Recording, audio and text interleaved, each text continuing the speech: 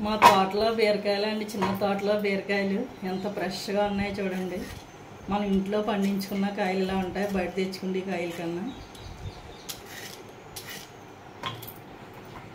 ఇప్పుడే ఇలా పాదు నుండి కోసి తెచ్చి కర్రీ వండుకుంటే చాలా రుచిగా ఉంటుంది. మన ఇంట్లో ఎక్కడైనా ఖాళీ ఉంటే ఇలా ఒక పాదు పెట్టుకుంటే మంచి ఫ్రెష్ కాయలు కాస్తాయండి.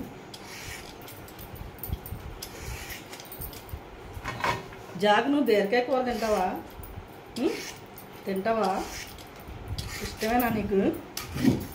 జాగ్, బీరకాయ కర్రీ ఇష్టమా నీకు? చూడు మన తోటలో కాసిన కాయలు ఎంత బాగున్నాయో, నీట్గా,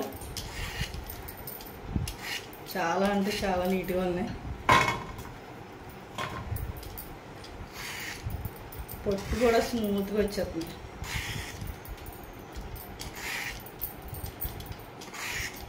మందు పిండి ఏమి వేయకుండా పండిన కాయలు ఇవి.